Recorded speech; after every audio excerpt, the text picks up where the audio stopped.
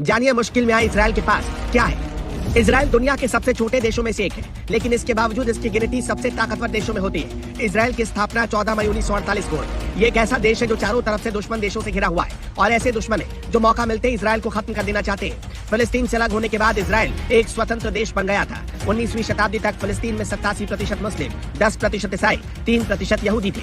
1900 में यहूदियों ने एक अलग देश की मांग उठाई। इसराइल की स्थापना से पहले फिलिस्तीन पर अंग्रेजों का नियंत्रण था। 1947 में ब्रिटिश शासन के 2 दशकों से अधिक समय के बाद संयुक्त राष्ट्र ने फिलिस्तीन को 2 वर्गों में विभाजित करने की योजना का प्रस्ताव रखा, एक स्वतंत्र यहूदी राज्य और एक स्वतंत्र अरब राज्य। एक लंबे संघर्ष के बाद यहूदियों को फिलिस्तीन के कब्जे से आजादी मिली और एक नए स्वतंत्र राष्ट्र की स्थापना हुई जिसका नाम इसराइल रखा गया।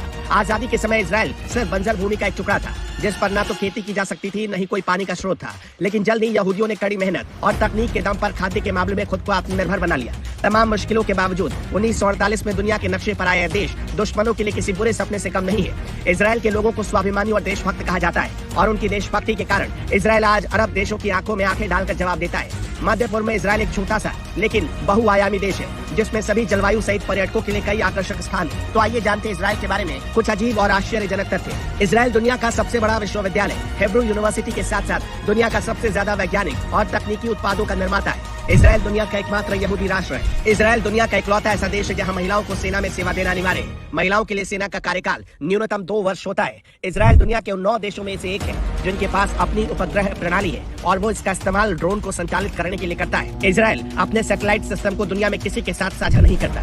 इसराइल ये रक्षा प्रणाली बैलिस्टिक मिसाइलों को रोकने और नष्ट करने के लिए बनाया गया एक हथियार है। इसराइल की ओर आने वाली हर मिसाइल को हवा में ही मार गिराया जाता है और ऐसा करने वाले सिस्टम का नाम है आयरन डोम। इसराइल की वायुसेना दुनिया की 6ठे नंबर की वायुसेना है। यह न केवल किसी भी हमले की स्थिति में जवाब देने में सक्षम है बल्कि किसी भी दुश्मन को पल भर में तबाह करने की क्षमता रखते हैं। 1948 में अपनी स्थापना के बाद से इसराइल ने अब तक 8 लड़ाइयां लड़ी है और 9 लड़ाई जारी है जिनमें से अधिकांश लड़ाइयों में उन्होंने जीत हासिल की। लेकिन इस बार इसराइल मुश्किल में है। युद्ध में इसराइल का कोई मुकाबला नहीं है। इसराइल ने एक समय 7 अलग-अलग देशों के साथ लड़ाई लड़ी और सभी शत्रु राष्ट्रों को पराजित भी किया।